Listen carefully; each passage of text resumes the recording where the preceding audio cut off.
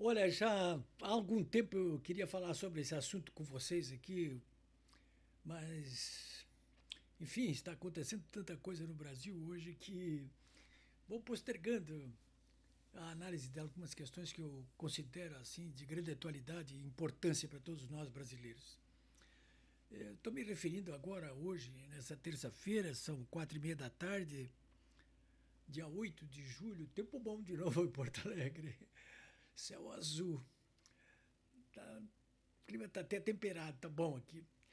Bom, mas eu quero me referir mais exatamente às declarações do presidente nomeado Luiz Lula da Silva sobre o conflito entre Israel e. Tem gente que escreve Israel e a Palestina. Não é verdade. Entre Israel e o grupo terrorista Hamas, que controlava a faixa de Gaza. Né? Tomou o controle da faixa de Gaza da autoridade palestina na marra, na porrada. Bom, o conflito então é entre Israel e esse grupo terrorista que assumiu o controle da faixa de Gaza, que estava sob o controle da autoridade palestina antes, que perdeu o controle na mão grande, né? Bom, eu quero tratar especificamente dessas declarações do Lula durante a 17ª cúpula fracassada do BRICS, realizada no Rio de Janeiro, nesse domingo e na segunda-feira. Porque as declarações do Lula na abertura dessa cúpula do BRICS, elas provocaram justíssimas reações da comunidade judaica no Brasil. E não só da comunidade judaica. Reações, inclusive, de mim. E das pessoas que amam e admiram Israel e os judeus. A Federação Israelita do Estado de São Paulo, no entanto, entre todos que se manifestaram, foi que colocou melhor a questão, me parece, e com mais coragem. Botou uma nota na rua dizendo que o que Lula falou de novo ali isola o Brasil no cenário internacional, como se já não estivesse isolado. Né? O Lula virou um pária, é um anão diplomático. Né? O governo do Irã estava ali na cúpula do BRICS, batendo palmas para Lula quando ele acusou Israel de genocídio e defendeu a retirada militar de Israel da faixa de Gaza. Olha, eu sei, né? Mas vocês precisam saber, isso aí é canalice elevada à enésima potência. Infelizmente, esse cavalheiro da terceira decadência fala em nome do Brasil.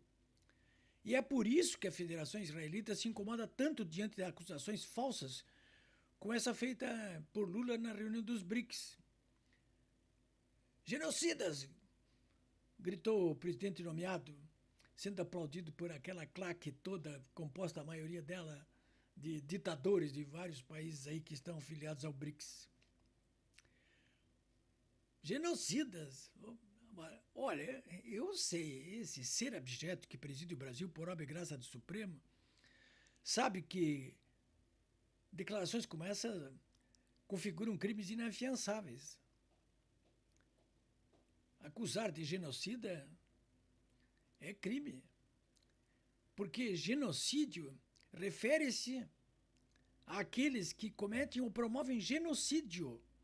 Ou seja, o extermínio sistemático e intencional de um grupo nacional, étnico, racial ou religioso. Esse é genocida. Portanto, por exemplo, os judeus, no caso dos habitantes e o governo de Israel, eles sim é que foram vítimas de genocídio, dentro e fora dos campos de concentração da Alemanha nazista. Ali foram exterminados 6 milhões de judeus, quase a população atual de Israel, que tem perto de 10 milhões de habitantes.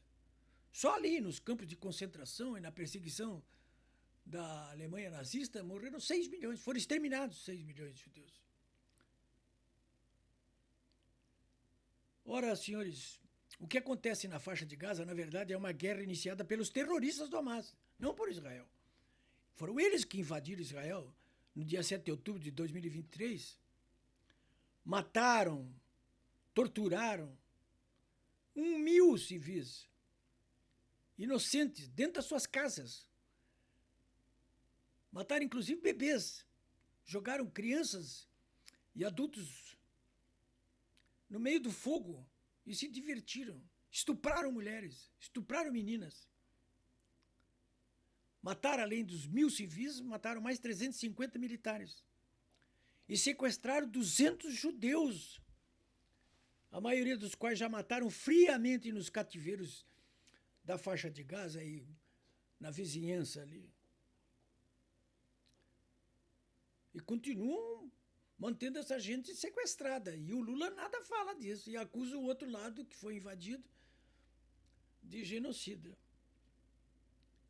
O que o Lula queria? O que essa gente queria diante desse ataque traiçoeiro, sanguinário, covarde? O que queria? O que eles queriam? O que o Lula queria?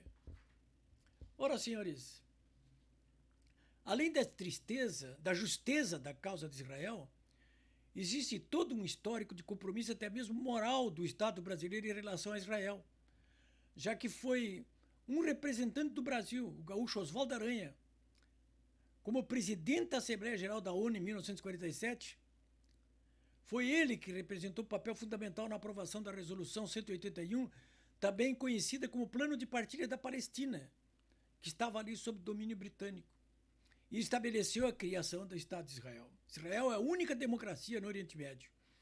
Conta hoje com 9 milhões de habitantes.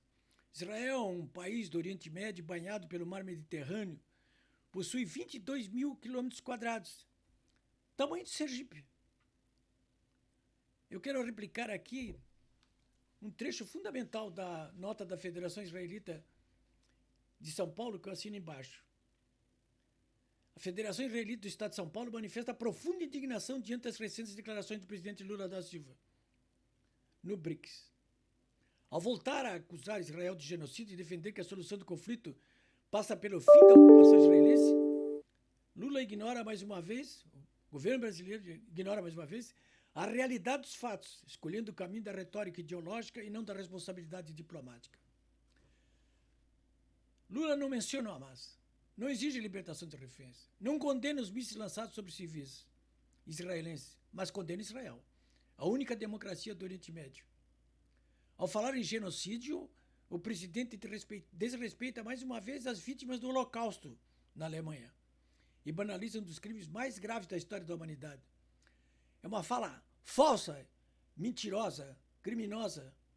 Ela legitima o terrorismo, estimula o antissemitismo e isola o Brasil no cenário internacional ao colocá-lo ao lado de regimes ditatoriais que sufocam as liberdades. Por último, ensina a Federação na sua nota, o presidente da República deve lealdade ao povo brasileiro, não aos regimes que patrocinam o terror. Em nome das vítimas do 7 de outubro, dos reféns ainda vivos e da verdade histórica, exigimos responsabilidade, equilíbrio e humanidade por parte do chefe de Estado do Brasil. O Brasil, que já foi referência diplomática no mundo, não pode ser porta-voz do ódio. É um apelo necessário. Mas eu sei que, em se tratando de um apelo dirigido ao Lula, ao petismo, a esse governo, entra por aqui, sai por aqui. É isso, senhores.